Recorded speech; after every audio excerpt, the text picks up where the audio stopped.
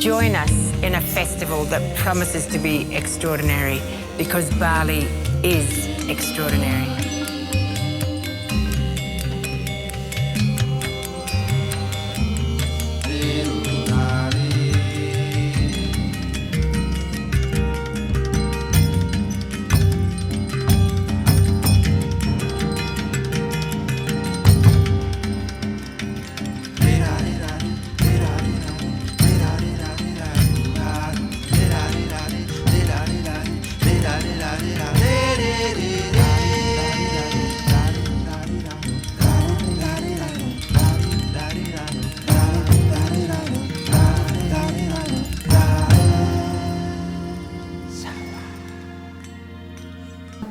Selamat pagi, selamat datang di Ubud Writers and Readers Festival 2021 pada sesi Redefining Ubud.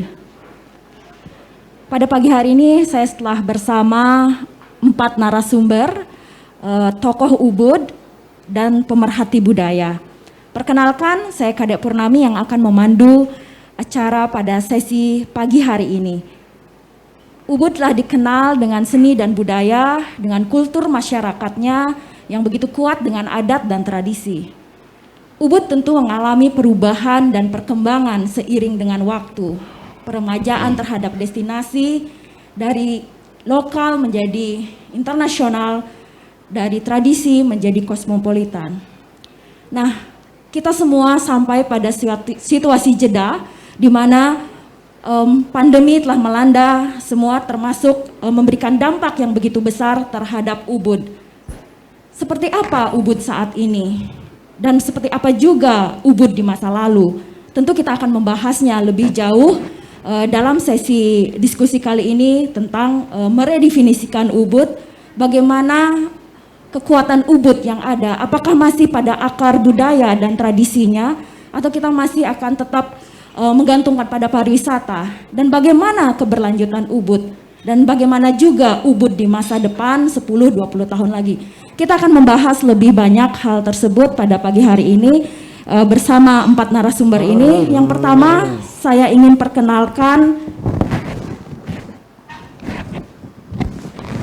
Cokorda Gede Agung Ichiro.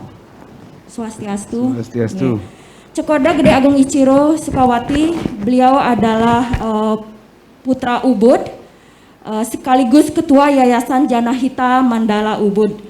Sebuah yayasan yang bertujuan untuk memperkuat dan mempertegas nilai-nilai kearifan lokal dalam budaya Bali, termasuk di dalamnya dengan seni dan sastra. Di samping saya ada Pak Agung Odek Aryawan. Apa kabar? Ya, Swastiastu. Ya, Swastiastu. Beliau adalah seorang penggiat budaya dan tradisi Bali, pendiri Yayasan Lingkungan dan Ruang Kreatif, serta Yayasan Puri Kauhan Ubud, sebuah yayasan nirlaba dengan program budaya dan sastra.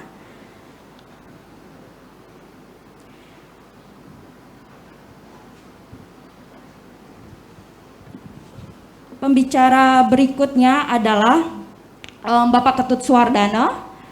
Siapa yang tak kenal beliau? Beliau adalah salah satu pendiri Yayasan Saraswati dan Ubud Writers and Readers Festival, telah berkecimpung begitu banyak pada dunia pariwisata dan telah melihat juga Ubud dari beberapa dekade. Dan yang terakhir adalah Bapak Zong Huto, beliau adalah pemerhati budaya, kemudian penulis, dan telah banyak melakukan dan menerbitkan karya-karya bukunya dalam berbagai bahasa, dan tentu beliau memiliki kedekatan dengan Ubud dan bisa melihat Ubud dari sudut pandang yang lain dan dari luar domisili geografis Ubud. Nah, pada pagi hari ini kita akan memulainya dengan berdialog dengan Cokorda Ichiro ya terlebih dahulu sebagai narasumber yang termuda. Cho Ichiro, bagaimana Cho Ichiro mendefinisikan Ubud dan melihat Ubud dengan berbagai kegiatan yang sudah dilakukan, baik dari penguatan budaya, kemudian berkecimpung juga di pariwisata. Bagaimana Cho Ichiro melihat perkembangan Ubud? Silakan. Baik, terima kasih atas waktunya. Om Swastiastu. Pertama-tama saya sampaikan terima kasih yang sebesar-besarnya kepada moderator dan para senior saya sebagai narasumber di sini, dan tentunya kepada Yayasan Mudra Saraswati dan Ubud Writers and Readers Festival yang senantiasa dalam 18 tahun ini kita ketahui bersama Ubud Writers and Readers Festival mampu memberikan warna terhadap Ubud. Yang saya ingat 18 tahun yang lalu pasca bom Bali, nampaknya Festival Riders and Writers ini menjadi sebuah pemantik, jadi event yang menggeliatkan kembali kondisi keterpurukan pasca bom tersebut. Dan juga nampaknya pada situasi sekarang di mana pandemi telah meluluh lantakkan kita di 2 tahun terakhir ini, nampaknya keberadaan festival ini, Ubud and Riders Festival, sebagai penggeliat kembali di tengah lesunya aktivitas kita, di tengah sepinya ruang-ruang yang biasanya terisi di Ubud ini. Terima kasih kepada penyelenggara Ubud and Readers Festival yang senantiasa membawa nama Ubud ke kancah internasional. Tadi diberikan sedikit pandangan terhadap Ubud, bagaimana kita meredefine Ubud. Saya selaku putra Ubud nampaknya sangat berterima kasih sekali atas kesempatannya kembali diajak untuk mengurunkan pendapat, memberikan pendapat tentang Ubud.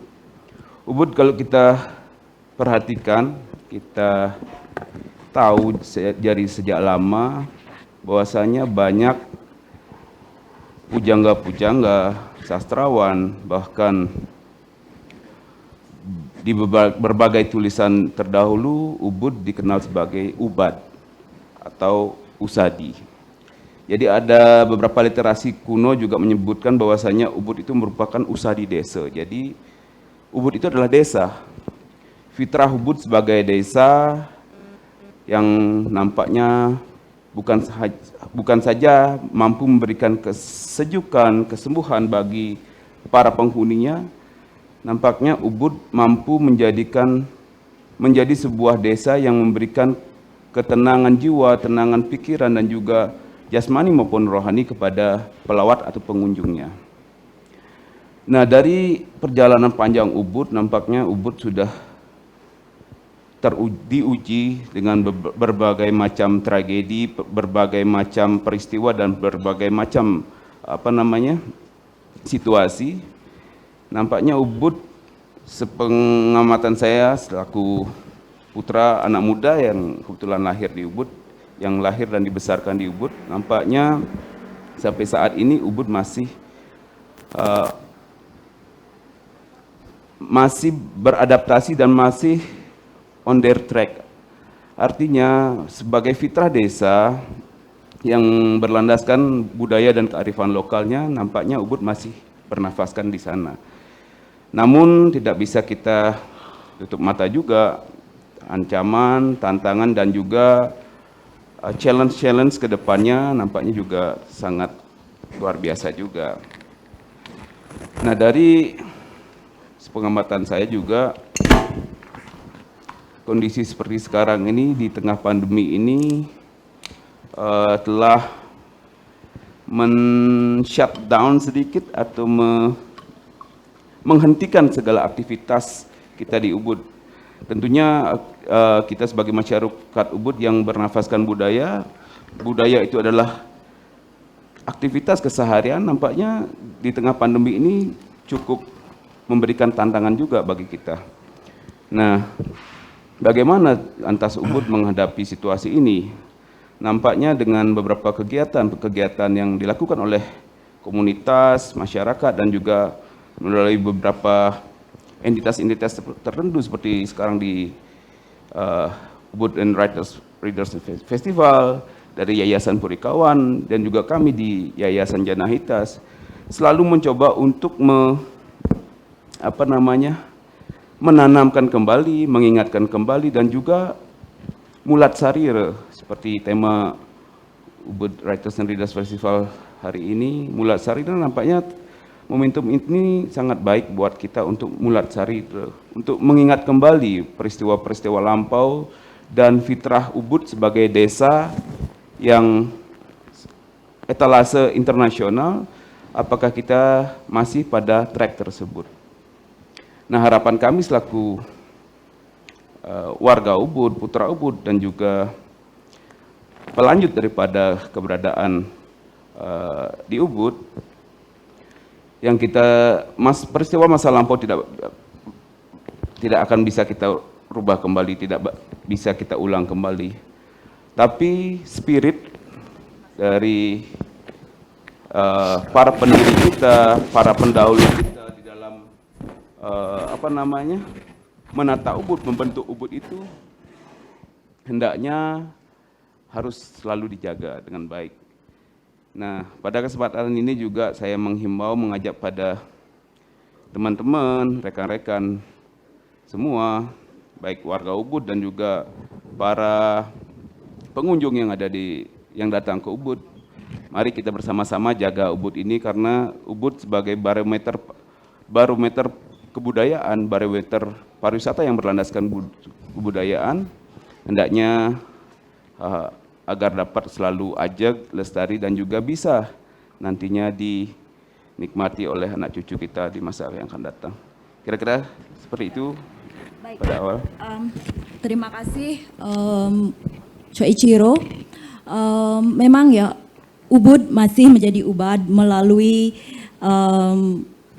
budaya dan seni, dan ini juga menjadi healing kita bersama untuk reflektif dan tetap berkarya tentunya ya. Dan sekarang saya akan menuju ke Pak Agung Odek. Bagaimana Pak Agung telah melihat Ubud kan dari pergerakan dari lokal menuju internasional, kemudian dari yang tradisi ke kosmopolitan, dan pada akhirnya juga kita tetap kembali kepada akar dan budaya. Silakan bagaimana mendefinisikan Ubud dari sudut pandang tersebut. Oke. Terima kasih untuk Kadek sebagai moderator. Terima kasih untuk Yayasan Mudra Saraswati untuk mengekspos kami dan memperkenalkan kami. Kami dari Purikawan Ubud sebenarnya melihat ini dari perspektif melandasi daripada perkembangan kebudayaan ini dari segi sastra. Jadi kami mencari landasan daripada pengembangan dan menghadapi semua daripada perubahan ini dari segi sastra. Nah, untuk itulah kami melakukan ini. Tapi apa yang kami lakukan itu sebenarnya ya tidaklah begitu berarti dari apa yang sudah dilakukan dari banyak pihak yang ada di Bali. Tapi terutama juga dari sistem kebudayaan yang kita punya di Bali sendiri adalah sistem budaya yang mempreservasi pengetahuan tentang budaya itu sendiri. Tapi tantangannya itu dari abad ke abad itu memang sangat besar sekali ya. Yang kita lihat juga dari abad ke-7 adanya banyak aliran kepercayaan dan perubahan-perubahan yang ada di abad ke-11, terus kemudian sampai apa yang dibicarakan misalnya 100 tahun yang lalu ketika Belanda menguasai Bali, terus kemudian akhir-akhir ini dengan pariwisata yang sebenarnya mengangkat derajat banyak ekonomi di Bali, tapi juga seperti pisau bermata dua ya, dan yang juga kita harus hadapi. Terus kemudian dengan bom Bali dan kemudian pandemik ini. Nah, ini semua sebenarnya tantangan-tantangan yang ada, yang kami di Purikawan merasa sangat dimudahkan sekali dengan contoh-contoh yang sudah diberikan oleh forefathers kami di Ubud ya, seperti Betharide, Cokorde, Sukowati dengan mengundang merangkul banyak seniman dari Eropa untuk datang dan tinggal di Ubud. Sehingga kami yang diwariskan itu sudah mengetahui patok-patok yang sudah ada. Sehingga kami tinggal melanjutkan saja sebenarnya apa yang sudah diberikan contoh. Tapi sebelum daripada itu juga ada budaya-budaya yang mempengaruhi sebenarnya tradisi budaya Bali yang kami adopsi tanpa menjadi budaya itu sendiri. Misalnya budaya Cina dengan barongnya, dengan budaya India dengan filsafatnya. Tapi kami di sini nggak menjadi orang India gitu. Nah, juga kita bisa lihat budaya Bali itu sebenarnya sangat kaya sekali karena kemampuan kita mengadopsi dan mengambil apa-apa yang ada dari luar untuk kita jadikan budaya kita sendiri yang sesuai dengan kebutuhan kita sendiri. Nah, untuk ke depan, kemampuan inilah yang kita mesti pupuk. Kita nggak mesti alergi ataupun merasa terancam dengan budaya yang ada di luar. Justru kita harus memperhatikan dan mengambil apa yang terbaik dari luar untuk kita bisa jadikan yang cocok dengan budaya kita sendiri. Nah, salah satu hal yang penting yang sekarang dibicarakan di luar adalah masalah lingkungan. Dan kita harus mencari, dan juga soal pandemi sekarang ini, ternyata kalau kita cari di sastra, banyak hal sastra di Bali yang membicarakan soal pandemi. Dan itu dalam beberapa diskusi yang kita lakukan, kita menggali bahwa ada beberapa ahli yang sebenarnya sudah pernah membaca tentang pandemi ini dan bagaimana cara melakukannya dan menanganinya. Dan itu sudah ada. Nah, entah sekarang kalau orang yang pemerintah sekarang bisa mau mengadopsi itu atau tidak. Nah, dan kita juga di Bali mau mengadopsi itu atau tidak. Nah, tapi itu sudah ada gitu. Nah, tentang lingkungan juga demikian gitu. Di Bali sendiri, kalau di zaman dahulu misalnya sungai, seperti yang kita lihat di sebelah, itu diadopsi sebagai anak angkat oleh raja. Sehingga sungai itu menjadi anaknya raja, jadi harus dihormati juga begitu. Nah, itu salah satu hal yang sebenarnya di Bali yang sudah ada, yang kita bisa sebagai contoh yang orang Bali merasa harus dihormati juga. Nah, saya sih orangnya optimistis ya. Nah, bahwa saya nggak melihat budaya itu sebagai sesuatu yang mati dan kaku, tapi sesuatu yang harus berkembang. Dan perkembangan itu tergantung orang Bali sendiri. Apakah perkembangan itu positif ataupun negatif. Jadi kita bukanlah orang penakut yang takut akan budaya luar, dan kita harus menghadapi semua yang ada di depan kita dan beradaptasi dengan apa yang ada ya. Dengan desa, kalau patra, dengan keadaan yang ada. Jadi itu dari saya ya. Baik, terima kasih Gong Ode. Jadi memang Ubud mungkin dikenal sebagai benteng terbuka yang terbuka terhadap budaya dan alkulturasi budaya. Berikutnya kita bersama Bapak Ketut Swardana. Pak Ketut sebagai penggiat pariwisata dan budaya juga, bagaimanapun Ubud tidak bisa kita lepaskan dari pariwisata dan budaya sebagai bagian dari perkembangan Ubud itu sendiri. Nah, bagaimana menurut Pak Ketut dari sisi tersebut? Terima kasih. Ini Kadek Purnami yang berkecimpung di Ubud Writer Festival sepanjang tahun lalu. Sekarang Kadek resign karena ingin mencari suasana baru katanya. Ya, terima kasih Kak. Baik, mungkin saya akan berbicara tentang Ubud hari ini ya. Mungkin sedikit akademis ya. Saya akan telusuri melalui tracing, melalui antropologi dan teologi pariwisata. Baik, Ubud sebenarnya identik dengan pariwisata ya, dari zaman Bali kuno ya, datangan dari Resi Markandeya, menyebarkan siwaisme di sepanjang aliran Sungai Wos sampai Taro sampai ke Tanah To, Tolangkir, Besake. Dan juga sebelum Indonesia merdeka, Ubud juga datang dari para orang seniman, antropolog, artis dari Hollywood dan lain-lainnya itu memberi suatu penguatan tentang Ubud sebagai identik sebagai pariwisata. Dan juga selain Indonesia merdeka, banyak sekali raja-raja, ratu-ratu dan presiden dari seluruh dunia, dari Amerika, Eropa dan Rusia, mungkin negara-negara ASEAN juga yang hadir di Ubud.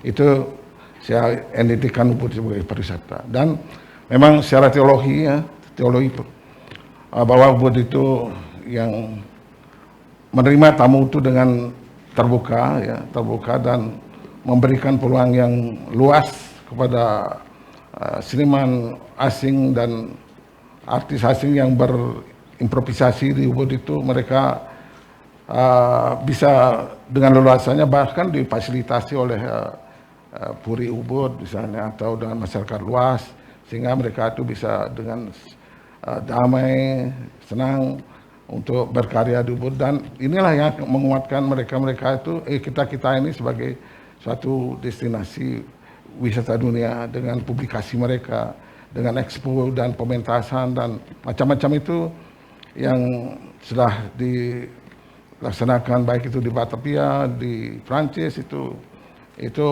memberikan Ubud yang sudah dibangun katanya lebih dari 100 tahun itu saya sepakat dengan beliau ini bahwa Ubud itu memberikan suatu yang sangat besar pada misalnya Ubud desa kecil Ubud ini luasnya tidak seberapa dan juga penduduknya sedikit, tapi apa yang diberikan oleh masyarakat Ubud pada desa-desa luar itu dengan kemajuan pariwisata, Ubud bisa memberi peluang pekerjaan yang luas, ribuan orang itu mencari pekerjaan di Ubud. Itu sebelum pandemi. Nah sekarang bagaimana setelah pandemi? Bagaimana Ubud hari ini? Saya kira kurang sehat, bahkan ada yang beranggapan kita itu mati suri. Mudah-mudahan itu tidak akan terjadi karena saya yakin orang Ubud itu yang memiliki wisdom ya. Wisdom dan yang kreatif, yang inovatif dan juga memiliki talenta yang luar biasa akan Ubud itu akan survive nanti ya. Saya yakin itu karena wisdomnya ya. Karena orang Ubud itu rasanya akan Ubud itu adalah pariwisata budaya. Budaya itu berdasarkan dari Weda. Weda itu akan bermuara sepanjang kehidupan dari zaman ke zaman, dan ajaran Weda itu sudah melekat di darah daging orang Ubud itu sendiri, apa yang disebut dengan Atiti Dewa Bau. Tamu itu adalah dewa, sehingga kita itu melayani tamu itu dengan layaknya para dewa, padahal para dewa itu akan memberikan suatu kehidupan yang sejahtera pada masyarakat kita. Saya yakin dengan adanya kepercayaan dan tradisi yang kuno itu yang kuat itu akan bisa memberikan sesuatu yang nilai plus kepada Ubud. Itu secara teologi. Secara antropologi misalnya bagaimana kita men-tracing Ubud itu. Dari Ubud itu adalah sebuah emporium ya. Sebuah emporium dari peradaban Hindu. Katakanlah Majapahit sudah hancur, sudah hilang dari percaturan secara sistem kemasyarakatan, budayanya sudah di Jawa itu sudah hilang, tapi masih juga ada. Tapi juga ada kerajaan-kerajaan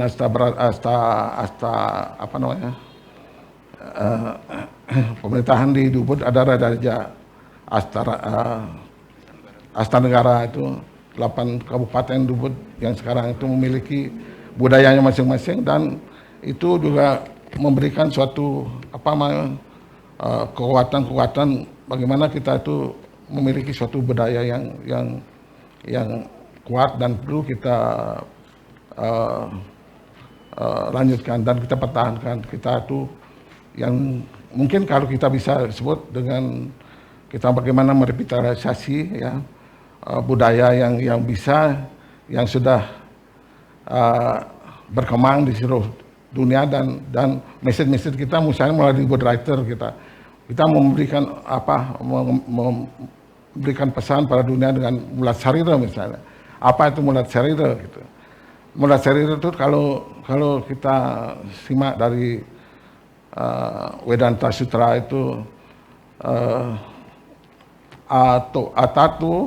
Atatu Brahma Jaina itu artinya bahwa saatnya lah sekarang kita itu bertanya pada diri kita apa sejatinya tujuan hidup manusia. Nah sekarang lah kita melihat Ubud, bagaimana pasca pandemi ini yang melanda Ubud, dan bagaimana kita itu bisa kreatif, inovatif, dan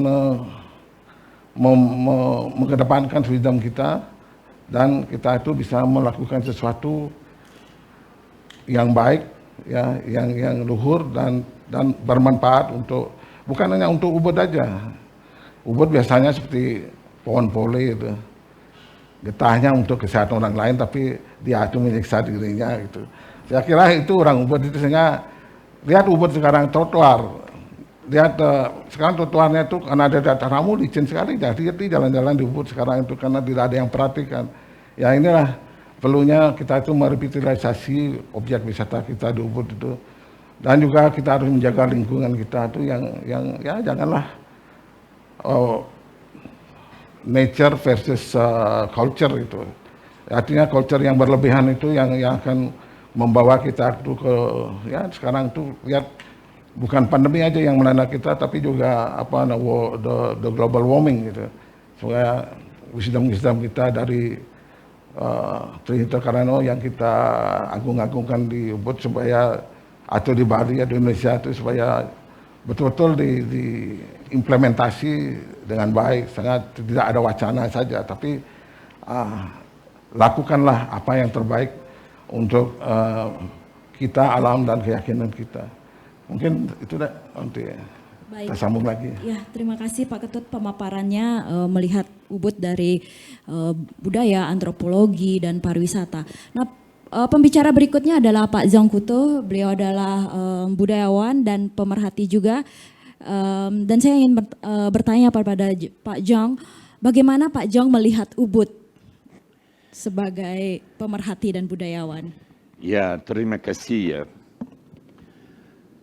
Tadi saya mendengar teman saya, Gonggodek, berbicara dari sudut integratif yang terdapat pada budaya Bali, khususnya pada Ubud. Ya. Menurut saya, bila sistem integratif itu bisa dipertahankan, harus dicari sebab musabab di dalam sejarah. Dan harus dipertanyakan sejauh mana tetap berlaku sekarang ini. Kita saksikan sesuatu yang agak unik di Bali, yaitu sistem kekuasaan tradisional yang kadang-kadang dikritik sebagai feodal. Ya. Di sini dapat difungsikan demi pelestarian kebudayaan Bali di Ubud. Ya. Saya tidak bilang itu untuk membela setiap laku dari Puri. Tetapi sudah jelas bahwa peran Puri dibandingkan apa yang terjadi di daerah-daerah lain di Bali sangat besar di dalam konstruksi Ubud yang kita kenal sekarang ini. Itu berarti apa ya? Itu berarti bahwa dengan bimbingan Puri atau dengan mencontohkan Puri, kuasa kapital, kuasa tanah Ubud, investasi Ubud masih dikuasai oleh orang lokal. Ya. Teman-teman di sini mungkin tidak mungkin berbicara demikian karena khawatir dianggap terlampau Bali sentris. Tetapi bila dalam hal ini kita bandingkan apa yang terjadi di Ubud dengan yang terjadi di daerah lain, jelas situasi jauh lebih baik. Meskipun melihat ke depan dan bahkan melihat ke kekinian bila kita berjalan 2 atau 3 kilo ke utara, kita melihat bahwa terdapat juga modal raksasa yang masuk di Ubud dan yang mulai merusak tatanan tradisional Bali. Saya sendiri tidak mempunyai prasangka apapun terhadap orang Rusia. Bila ada orang Rusia membuat bangunan yang cantik, mengacu pada kebudayaan Bali, saya tidak akan keberatan.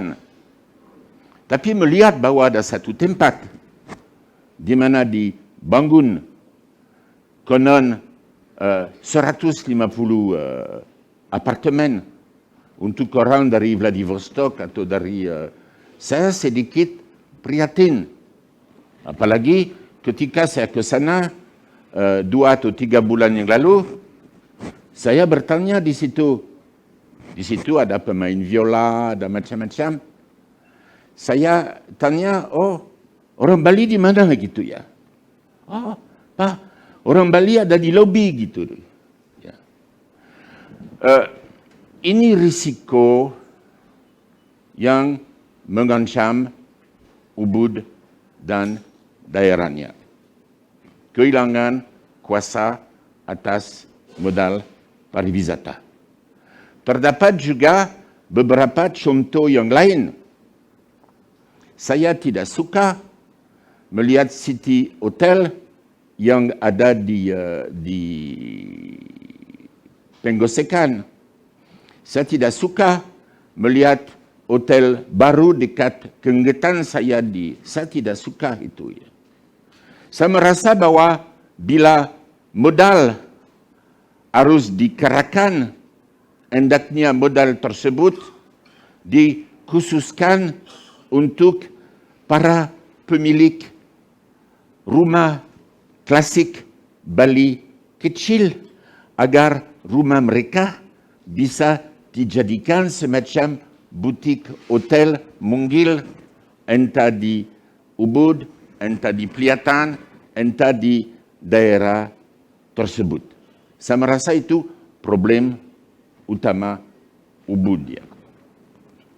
Tentang kebudayaan Bali, saya tidak akan tetap berada di sini dan saya tidak akan terus nongkrong di Ubud bila saya tidak hanya mengagumi tetapi mencintai kebudayaan Bali.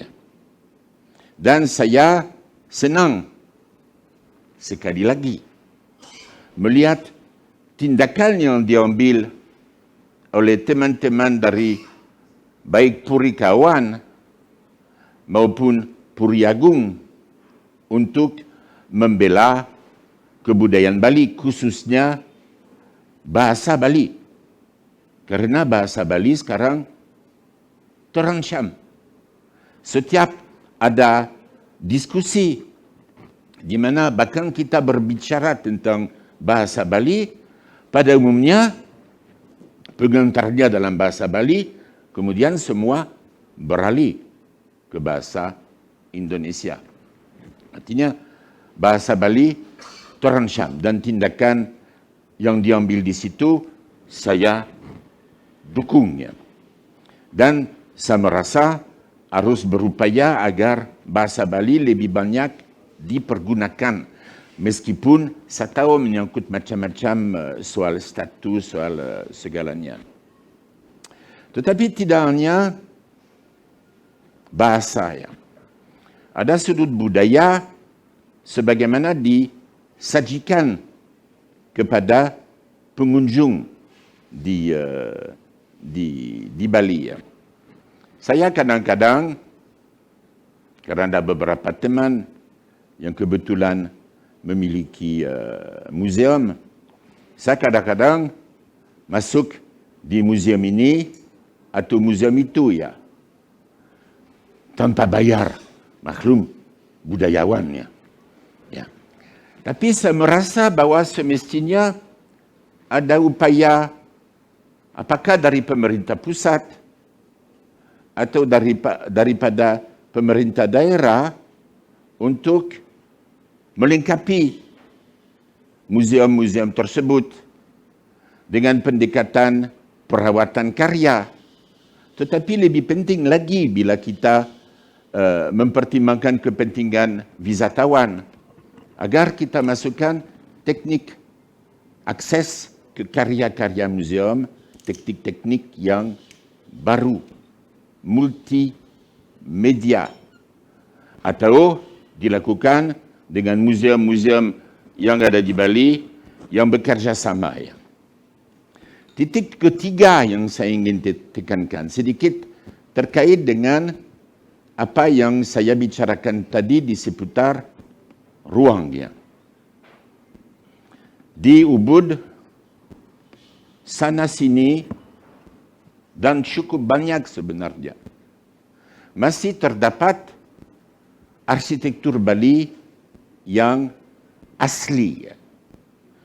Sulit sekali mencari arsitektur Bali yang asli. Mutlak harus diselamatkan. Saya menganjurkan agar dilakukan inventarisasi sistematis atas arsitektur Bali yang ada di Ubud. Dan bila perlu pemiliknya agar diberi bantuan untuk merestorasi rumah sesuai dengan patokan-patokan dengan sistem tradisional. Seperti kami lakukan di negeri asal saya. Ketika dulu ibu saya mau mengubah satu jendela ya dihantam itu penggawas arsitektur tradisional gitu ya. Saya merasa hal itu penting. Ada hal ketiga, diskusi yang mungkin saya buka sekarang ini supaya dibicarakan nanti. Apakah kita berbicara tentang Ubud atau tentang daerah Ubud? Terima kasih ya. Sekian dulu ya. Ya, terima kasih Pak Jong atas pemaparannya yang luar biasa membicarakan bagaimana tata ruang Ubud, kemudian arsitektur dan juga infrastruktur yang memang kita memang hadapi saat ini. Perubahan-perubahan terus terjadi dan banyak yang bertanya siapa sih sebenarnya yang harus mengatur itu, bagaimana dari kebijakan dari pemerintah, apakah itu kebijakan lokal di daerah kita atau kebijakan dari pemerintah. Tentu itu dibutuhkan integrasi antara semua stakeholder untuk merumuskan hal-hal tersebut. Selanjutnya saya juga ingin bertanya ya terkait dengan topik kali ini, redefining Ubud. Sekarang pasca pandemi, gagasan besar apa yang bisa disampaikan mengenai Ubud ke depannya? Mungkin bisa melihat visinya dengan situasi seperti ini, dengan seluruh problematika Ubud yang ada, ke depannya Ubud seperti apa 5, 10 atau 20 tahun lagi, dan bagaimana Ubud bisa berkelanjutan dan sustain sebagai sebuah desa baik dari sisi budaya maupun dari sisi pariwisatanya. Mungkin saya bisa meminta pendapatnya Gong Odek terlebih dahulu. Terima kasih. Terima kasih Kadek. Ya memang generasi yang sekarang dan ke depan ini tantangannya luar biasa ya. Karena dalam sejarah perkembangan manusia tidak pernah ada movement ataupun pergeseran migrasi yang sedemikian masif ya. Jadi transportasi demikian banyaknya untuk bisa datang ke Bali, terus juga sangat murah sekali sekarang. Kalau zaman dulu memang sudah ada pesawat udara tapi harganya mahal, hanya elit yang bisa datang. Sekarang ini dan makin lama ke depan ya makin cepat lagi dan makin murah lagi. Jadi migrasi manusia itu bisa saja kita mendapatkan benefit yang baik, tapi juga yang kurang baik. Nah itu juga ada di Bali juga ya, ada Ruobineda, ada yang bagus dan tidak bagus. Nah dengan demikian bukan saja jumlah manusia, pergeseran jumlah manusia yang besar yang akan menganggap Bali ini menjadi rumahnya sendiri, tapi juga jangka waktunya yang sangat cepat. Nah, sebagai budaya itu bukan sesuatu yang bisa cepat berubah dan mengadaptasi diri untuk bereaksi begitu. Nah, tantangannya demikian. Nah, tapi juga ada semacam resources of information ataupun informasi-informasi yang kita bisa dapatkan sebagai contoh dan pelajaran untuk menghadapi tantangan itu. Dan kita nggak sendiri sebenarnya. Di seluruh dunia ada banyak etnik seperti kita juga yang mendapatkan tantangan yang mungkin hampir sama. Tapi kekuatan kita juga besar sebenarnya. Ya walaupun banyak orang melihat misalnya upacara baik manusianya maupun fitriyatnya itu dari segi perspektif spiritualitas atau agama saja. Tapi menurut saya itu sebuah desain di mana kalau dilihat dari, saya bukan sosiolog ya, kalau saya melihatnya sebagai orang awam adalah semacam skenario di mana kita itu untuk bisa selalu diingatkan bagaimana cara melakukan, bertindak dan berbuat sesuatu sebagai orang Bali. Nah, kalau di Bali yang kita tahu preservasi itu adalah know-how atau kemampuan kita melakukan sesuatu, bukan materinya. Jadi sering apa yang kita buat di Bali itu misalnya ogoh-ogoh ataupun bade, itu tuh jangka waktunya pendek, tapi kita buatnya lama ya. Tapi dalam sekejap bisa hilang karena materi itu nggak bisa kita preserve gitu ya, nggak bisa kita awetkan selamanya. Yang kita bisa awetkan itu adalah cara membuatnya. Jadi preservasi di Bali itu lebih mengedepankan cara melakukan sesuatu. Nah, ini sebenarnya aset kita yang bagus. Nah, tentu saja tantangan-tantangan yang kita hadapi sekarang itu tuh karena demikian masifnya dan sangat besar sekali. Kita itu kelabakan untuk menghadapinya dan bagaimana cara melakukannya. Nah, sekali lagi di samping juga sistem-sistem yang ada yang kita punya dari dulu yang memang didesain untuk mempreservasi cara kita bermasyarakat atau berbuat ataupun melakukan seni, itu nggak cukup kalau kita tidak melakukan secara masif juga, begitu. Jadi memang ada sih perbedaan pendapat mengenai berapa besar upacara itu dan segala macam, tapi lingkupnya orang. Tapi di sanalah perdebatan itu terjadi. Nah, soal tanah tadi Pak John bilang, memang ini masalah pulau kecil ya di mana-mana ya, di Hawaii, di mana-mana, bahwa penduduk lokal itu akan tersingkirkan daripada penduduk luar karena memang kesuksesan daripada pulau itu sendiri menjadi incaran orang untuk datang dan tinggal.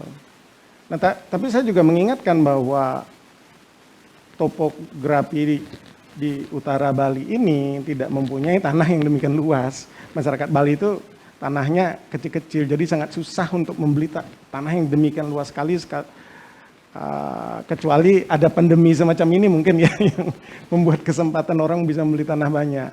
Nah, tapi di Bali sendiri ada semacam imunitas ya. Kalau saya bilang, kalau misalnya tanah di pusat Ubud misalnya itu ya, itu salah satu pun nggak ada punya sertifikat, karena itu bukan milik kita pribadi, karena itu milik masyarakat, itu milik desa. Dan itu salah satu hal bagaimana kita memproteksi diri, salah satu ya, bukan semuanya dan tidak bisa. Dan itu juga ada tanah-tanah keluarga yang mungkin nggak bisa kita jual ya. Nah, ini salah satu hal yang bisa memproteksi kita. Kalau soal ekonomi yang tadi Pak John bilang, memang dimanapun juga ya, kalau kita yang dulunya masyarakat petani gitu ya, kita semua petani sebenarnya di Ubud ini dulunya. Terus menjadi 1 abad yang lalu, setelah Nak Lingsir kita itu mengundang banyak pelukis itu, Ubud itu jadi pusat pelukis gitu ya. Dan kita melukis semuanya. Jadi kita antara petani dan melukis gitu ya. Dan dulu profesi itu tidak spesifik ya, semua orang jadi petani, semua orang jadi pelukis, semua orang jadi guru gitu ya misalnya. Ataupun main gamelan atau apa gitu. Nah, kalau sekarang sudah berubah seperti Ketut bilang menjadi masyarakat pariwisata. Dan kita berindustri pariwisata. Dan kita baru belajar ini berindustri pariwisata. Dan Ubud cukup beruntung karena objek pariwisata yang terakhir setelah Kuta, Sanur, dan kita diberikan kesempatan untuk belajar berpariwisata sebelum investor besar itu datang ke Ubud. Sehingga yang kita bisa lihat, yang dulunya punya homestay, sekarang punya butik hotel misalnya, atau yang dulu punya warung, sekarang punya restoran misalnya. Dan daya tahan kita mungkin relatif lebih baik ya, karena kita di Ubud adalah sebuah desa dan saling membantu.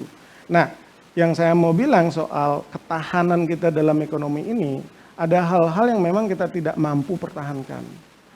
Tapi ada hal-hal yang pemerintah daerah itu bisa membantu kita. Misalnya soal yang disebut Pak John tadi, City Hotel. Aturan. Jadi sebaiknya sih yang besar itu jangan membunuh yang kecil gitu aja. Jadi korporasi itu ya kalau membuat City Hotel di Ubud ya homestay pada hilang semua. Itu persoalannya, problemnya, dan itu perlu keberpihakan pemerintah. Dan juga lagi seperti misalnya warung-warung itu akan kebunuh kalau Alfamart itu ada di mana-mana. Nah itu korporasi yang punya, dan itu mestinya keberpihakan dari pemerintah untuk meregulasi hal yang demikian, sehingga korporasi itu nggak bisa ngambil warung-warung kecil ini yang di daerah gitu. Nah,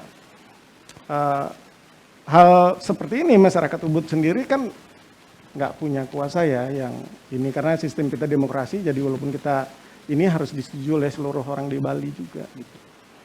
Baik, terima kasih Gung Ode atas penyampaiannya. Memang problematika Ubud itu kan begitu banyak ya, luas. Mungkin kita memerlukan waktu hampir seharian untuk membahas Ubud seperti apa. Cuman kita memang dilimitasi oleh waktu. Kita akan beranjak ke pembicara berikutnya. Choichiro sebagai putra Ubud yang muda yang nanti akan meneruskan Ubud ini dan mengarahkan nanti seperti apa Ubud ke depannya. Bagaimana visi Choichiro? Terima kasih kembali Moda. Tadi sudah disampaikan bahwasanya betul sekali fenomena saat ini banyak permasalahan yang kita hadapi di Ubud. Jadi permasalahan seperti yang disampaikan Jong Odet tadi, bahwasanya permasalahan itu bukan saat ini saja tapi sudah berlangsung dari beberapa abad lalu. Jadi setiap peradaban, setiap waktu pasti ada saja permasalahan.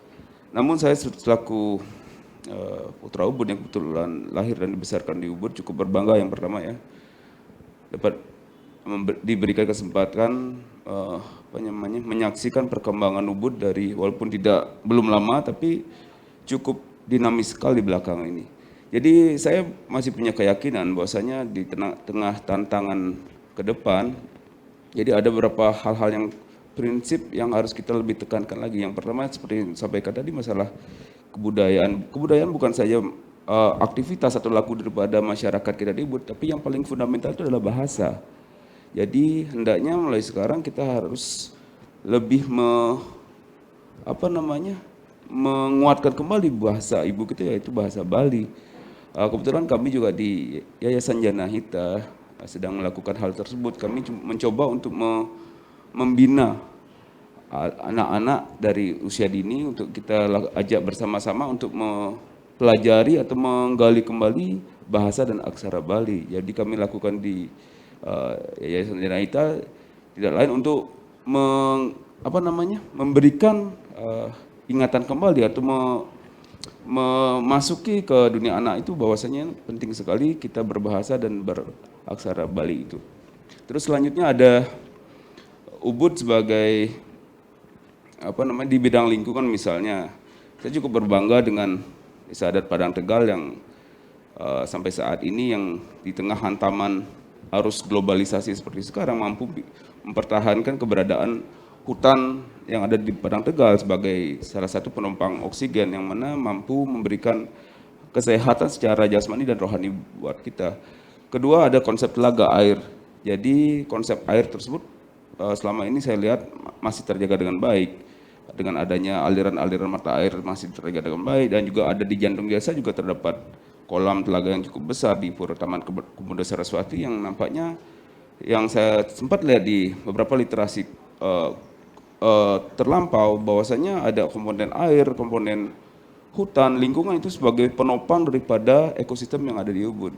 Nampaknya sampai saat ini walaupun dengan beragam tantangannya masih mampu bertahan dan berlangsung. Yang tidak kalah pentingnya adalah kebudayaan atau perilaku daripada masyarakat Ubud itu sendiri. Bagaimana kita selalu dekat dengan budaya, bagaimana kita selalu dekat dengan adat istiadat dan agama. Apabila hal tersebut secara terus-menerus dilakukan, rasanya saya mempunyai keyakinan bahwasanya adat dan budaya kita ini tetap aja, karena dalam proses beragama, dalam proses beradat itu segala kegiatan tingkah laku kita masih berjalan berbarengan adat, seni dan budaya tersebut. Nah, memang seperti yang kita disampaikan tadi, tantangan tersebut nampaknya yang luar biasa, gempuran globalisasi, gempuran seperti kan dikatakan Pak Tut tadi, global warming juga. Jadi itu tantangan-tantangan yang harus kita hadapi bersama. Selama kita menginginkan Ubud ini lestari, Ubud ini ajeg, dan Ubud ini sustain, maka selama itu kita harus siap dan mampu menghadapi tantangan-tantangan itu. Dan juga kita harus kembali mengingat fitrah kita, Ubud adalah desa, Ubud merupakan sebuah desa dan bukan perkotaan. Maka daripada itu, esensi-esensi itu harus kita jaga dengan baik. Saya kira itu. Ya, baik, terima kasih Choi Ichiro. Sekarang saya mau menuju Pak Ketut Swardana. Kenapa Ubud perlu diredefinasi sekarang? Kalau kita lihat sekarang itu Ubud yang menyebar, banyak Ubud yang ada di Pulau Bali ini, bahkan Jokowi akan membangun Pulau Bali di pulau-pulau lain. Kalau kita tracing ya, roh pariwisata Indonesia yang saya berani bilang itu rohnya ada di Ubud, roh pariwisata. Jadinya bagaimana kita menjaga identitas kita, ya tentunya kita harus merevitalisasi, menguatkan kembali budaya kita, dan juga kita konservasi nilai-nilai sosial, nilai budaya, dan nilai-nilai yang luhur itu untuk kita wariskan sebagai sustainable development untuk Ubud lah, supaya Ubud itu bisa berkesinambungan hidup sejahtera gitu. Nah, jadi di sini saya untuk menjawab tantangan masa depan Ubud itu, saya mau mohon pada generasi muda kita untuk bagaimana bisa, ya seperti saya bilang tadi, berinovatif, kreatif dalam arti bisa kita itu membuka pasar, merubah pasar itu. Dan inovatif yang cari terobosan-terobosan baru dan adaptatif. Pengetahuan yang berkembang yang tanpa batas, ya, dan juga informasi dan teknologi itu harus diadopsi dan kita kuasai. Ya. Nah, inilah akan menjadi tugas daripada generasi Ubud. Kalau dulu kita punya diplomat-diplomat yang unggul, bagaimana Ubud itu keluar sebagai predikat wisata dunia. Beliau-beliau itu dengan sebagai sastrawan, sebagai budayawan dan lain-lain itu yang membawa misi kita, dan mereka sebagai diplomat unggul untuk keunggulan Ubud di dunia pariwisata, dan itu bermuara dan berkembang sebagai model ritual, ya, silaturahmi itu berkembang karena bisa memuaskan wisatawan itu, dan juga disebarkan, diperluas dulunya secara mikrokosmos, secara individual, dan sekarang itu secara masif dikembangkan secara makrokosmos di ruang atau tempat yang lebih luas. Gitu. Saya tertarik dengan bukunya Jean Jacques Rousseau itu, bukunya Emile itu. Kita mengadakan pendekatan yang sangat esensial sekali. Dalam pandemi ini saya kira relevan kalau kita itu belajar back to nature, kan? Belajar daripada manusia yang berhasil dan belajar dari apa yang kita senangi. Sekarang misalnya dengan adanya kita itu inovatif, kreatif dan adaptatif itu munculnya Gojek, munculnya Tokopedia, munculnya ini. Kenapa kita itu yang sudah berpendidikan tinggi itu tidak bisa mencari suatu terobosan-terobosan itu untuk kita itu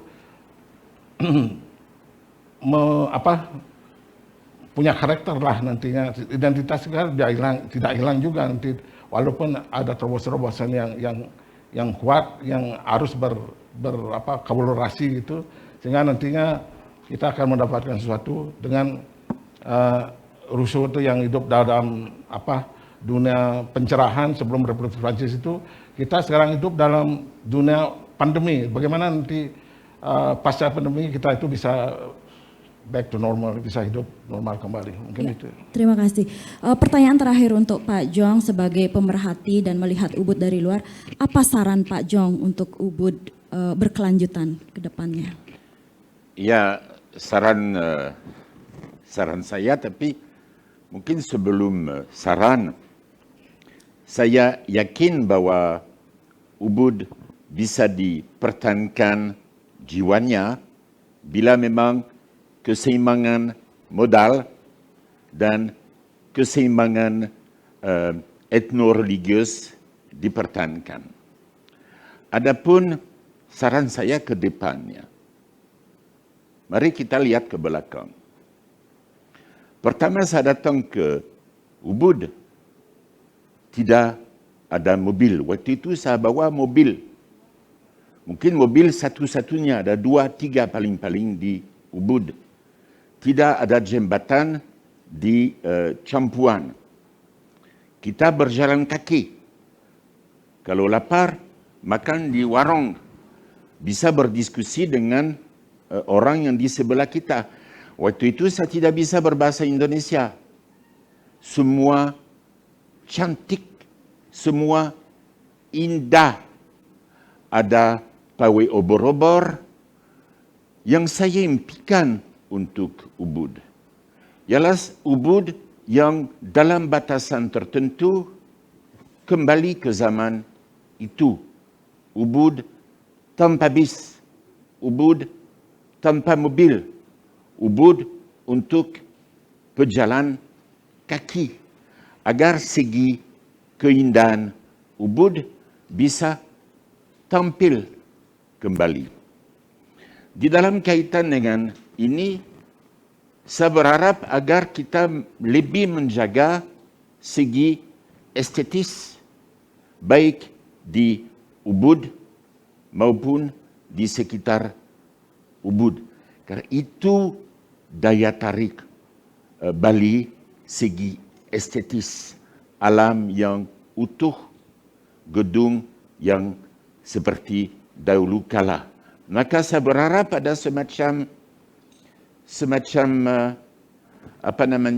institusi diktatorial yang memaksa investor untuk mematuhi prinsip-prinsip tertentu di Ubud dan sebisanya di Bali. Karena apa kaidah-kaidah yang ditentukan 30 tahun yang lalu, ketika harus ada kepala, harus ada tubuh dan harus ada bagian bawah agar mengulang sistem klasifikasi tradisional Bali, sama sekali sekarang tidak ditaati sama sekali. Ya. Maka arsitektur, keindahan, dan keseimbangan ekonomi dan keseimbangan etno-religius. Itu aja. Baik, terima kasih Pak Jong. waktu kita juga sangat terbatas, tapi saya ingin melemparkan satu pertanyaan. Om Rio dari tadi udah angkat tangan sebagai orang yang juga lama dan tinggal di Ubud. Silahkan satu pertanyaan saja saya buka untuk audien karena waktu. Silahkan Om, bisa didengar. Oh, thank you. Penting mulutnya Terima kasih. besar ya. Ada beberapa hal tapi mungkin tidak cukup untuk semuanya saya ungkapkan. Tapi maaf saja kalau saya melihat ini kayaknya kita mau kembali ke Ubud seperti dulu, ini kan mimpi nih ya. Forget it, you know. Ini sistem tradisional ini kita tidak bisa bertahan sebagaimana dulu kalau tidak ada infus sistem pertahanan yang baru yang lebih baku. Saya tidak mengatakan bahwa kita harus seperti mereka, tapi ambil contoh Bhutan. Ada intervensi di mana sebetulnya pertahanan itu datang dari dalam. Kalau kita berharap pemerintahan atau ini, aturan ini, ada itu, malah kita akui aja, pariwisata itu toksik. Kalau kita tidak punya sistem pertahanan imunitas yang datang dari dalam diri kita sendiri, ya kalau mau nunggu obat dari luar yaitu aturan pemerintah gini, pemerintah gitu, aduh jangan deh kita masuk tangki septiknya politik itu yang nggak keluar-keluar, nggak habis-habis kita di situ.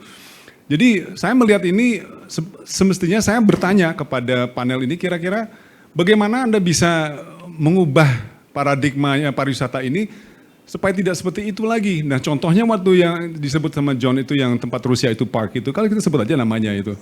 Itu maaf, banyak teman saya, teman baik orang Rusia sendiri malu melihatnya. Ngapain itu dikasih di sini? Kita lari dari sana, dari orang-orang seperti kok itu dikasih. Di mana pertahanan, di mana sistem adat itu yang bukan sekedar, maaf ya, Puri itu memang dulu punya peranan yang sangat kuat dan penting. Tetapi kalau kita ambil contoh Bhutan, itu raja itu turun, mau turun di mana semua orang itu diajak bersama, kerja bersama. Nah ini bukan sesuatu yang ringan, yang mudah, dan ini bukan sesuatu yang saya anggap saya tidak menuduh ya, saya cuma berpikir kita harus rubah. Kalau kita mau mengandalkan sistem lama itu kita bicara tentang oh ya kita harus bertahan dengan ini, dengan ini. Budaya, adat dan sebagainya itu semua adalah sesuatu yang adaptif. Sekarang apa yang menjadi prinsip? Saya tanya kepada semua ini orang-orang yang pintar-pintar di sini, saya sebagai orang yang dulu di Ubud, tapi saya punya keprihatinan melihat bahwa dialog yang kita lakukan mengenai hal ini, sepertinya itu kayak rewind terus, setiap tahun gitu. Pemikiran baru, saya sekarang, maaf, saya sekarang nuntut dari generasi muda. What are you going to do? Real, jangan hanya kita beli banyak tari legong dan bahasa Bali itu penting, itu semua penting. Tapi apa spiritnya yang akan menggerakkan ini? Siapa yang akan Bung Ode dan Choi Ichiro, silakan. Mungkin saya dulu ya. Memang concern dari Pak Rio ini memang concern kita semua ya. Artinya bahwa generasi muda di Bali juga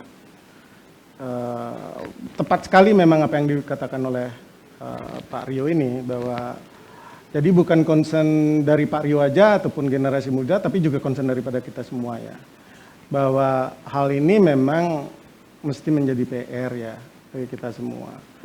Nah soal perlawanan dari dalam ya, sebenarnya pernah ada dan ada di banyak hal juga. Salah satu contohnya kan waktu kita sama-sama ini ya, secara aklamasi tanpa peraturan pemerintah menolak adanya Kentucky Fried Chicken masuk ke Ubud kan, menolak adanya McDonald masuk ke Ubud, dan itu tidak langgeng ya karena nggak ada peraturannya. Tapi yang jelas kita tolak begitu. Dan di Bali sendiri juga sebenarnya walaupun sudah ada peraturannya, ada juga ekspresi dari masyarakat yang menjadi peraturan ya, contohnya ya. Misalnya bangunan yang dulunya Bung Karno buat 10 tingkat, sekarang itu cuma 3 tempat tingkat. Ada sih sebenarnya, cuman memang tidak cukup banyak. Nggak seperti di Bhutan. Nah beda kita dengan di Bhutan kan, di Bhutan itu sebuah kerajaan yang absolut ya. Artinya kerajaan yang memang benar memerintah langsung tanpa ada sistem demokrasi ya. Tantangan kita ini adalah bagaimana kalau saya lihat bentuknya walaupun puri gitu ya, ataupun bentuknya geria ataupun kiai di Jawa, itu adalah informal leader ya, yang mempunyai pengaruh di masyarakat, tapi tidak mempunyai kekuatan formal, terutama dalam negara demokrasi ya. Nah, jadi agak sedikit challenging memang untuk beradaptasi ini ya. Jadi tapi bukan berarti kita tidak concern terhadap misalnya masalah-masalah yang sudah ada ya. Nah, kayaknya sih saya cover itu. Kalau kita mau umpamanya argumentasi bahwa kita tidak punya kekuasaan total, tetapi saya yakin bahwa pemerintah itu tidak akan berani mengutak-atik kalau awik-awiknya itu sudah bagus dan sudah disetujui oleh semua orang. Benar, ini bagus dikatakan ya bahwa kita itu punya awik-awik. Tapi jangan lupa juga ya, 20 tahun yang lalu kita baru mulai beradaptasi dengan belajar lagi tentang soal awik-awik ini. Bagaimana kita harus memakainya ya untuk berhadapan dengan dunia yang modern ya. Karena 32 tahun sebelumnya, Rio mesti tahu juga ya bahwa kita itu nggak boleh ngutak-atik awik-awik ini kecuali soal adat aja. Dan kita meninggalkan sebenarnya konsep awik-awik ini dulu sekali ya, karena kita tahu semua ya soal Orba ini ya, soal Orde Baru yang mengedepankan birokrasinya ketimbang masyarakat yang mempunyai kemampuan sendiri. Nah sekarang generasi muda kita baru belajar ini soal hukum ya untuk berhadapan dengan ini yang ke depannya. Mungkin Cok Agung bisa. Cok Ichiro silakan sebagai langsung menutup.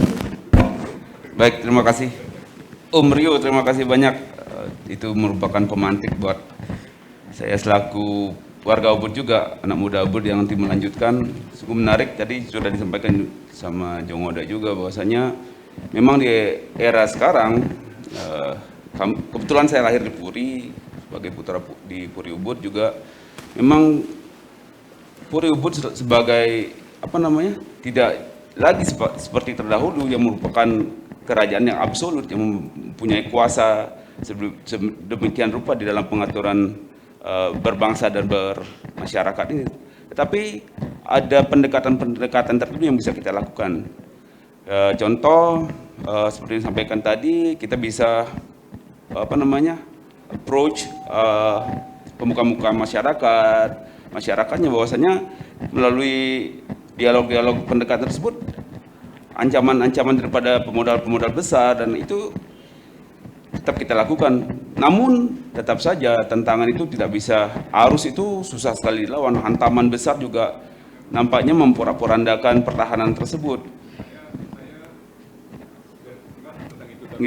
Yang kita bicarakan sekarang ini kan antara kepemimpinan dan kekuasaan. Kalau kepemimpinan itu, leadership itu tidak harus kekuasaan.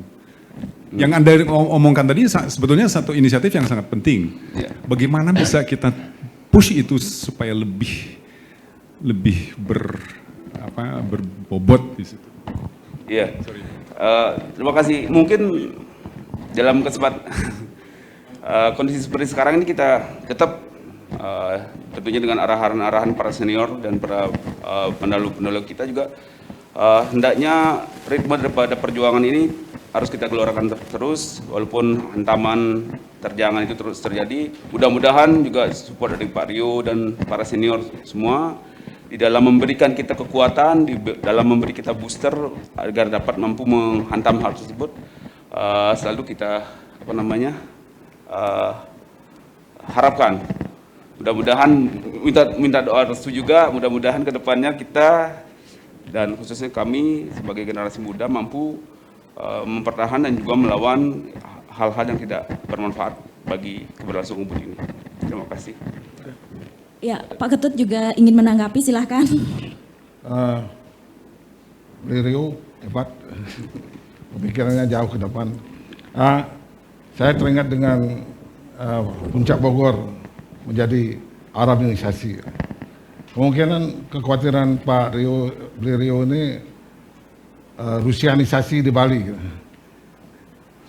Dan saya kira itu ya saya dengan teori komodifikasi sekarang ya, semuanya itu bisa dikomoditaskan. Agama apapun itu sekarang itu bisa diperjualbelikan. Nah sekarang itu saya tadi lihat bicara tentang inovatif, kreatif dan adaptatif. Bagaimana misalnya rule kita di Bali misalnya desa pekraman, adat itu MDA-nya sekarang, PAD-nya sekarang itu bisa memberikan suatu pemahaman, pencerahan kepada masyarakat kita sehingga kita itu bisa hidup damai di daerah kita. Dan juga nanti dengan adanya dari pemerintah APBD-nya supaya melonjak itu, mereka itu mengorbankan orangnya sendiri dengan misalnya masyarakat itu yang punya tanah dengan NJOP-nya tinggi, mereka terpaksa jual tanahnya untuk membayar pajak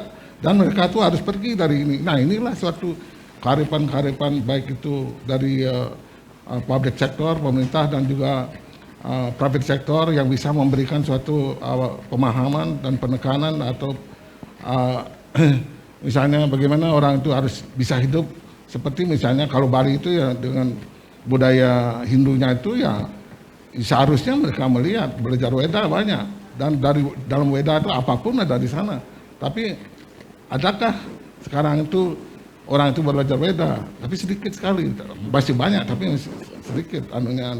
Nah dari sana kita akan bisa memberikan suatu pertahanan yang kuat untuk menjaga identitas kita, bagaimana Bali ke depannya. Mungkin itu. Terima kasih Pak Ketut, terima kasih atas pertanyaannya dari Rio Helmi dan terima kasih kepada seluruh pembicara yang sudah meluangkan waktunya untuk hadir. Mohon maaf atas keterbatasan waktu, padahal diskusinya masih hangat sekali dan banyak hal yang memang menjadi catatan kita bersama sebagai orang Ubud, bagaimana Ubud ke depannya, pasca pandemi ini seperti apa, secara ekonomi, secara lingkungan, bagaimana kita sustain, bagaimana Ubud berkelanjutan, banyak PR untuk kita semua, untuk melihat dan menjadikan Ubud lebih baik karena Ubud adalah milik kita bersama dan Ubud tetap akan menjadi ubad untuk kita bersama. Demikian sesi Redefining Ubud pada pagi hari ini. Terima kasih kepada seluruh sponsor dan pendukung acara yang telah mendukung Yayasan Mudraswari Saraswati dalam acara Ubud Writers and Readers Festival 2021. Terima kasih.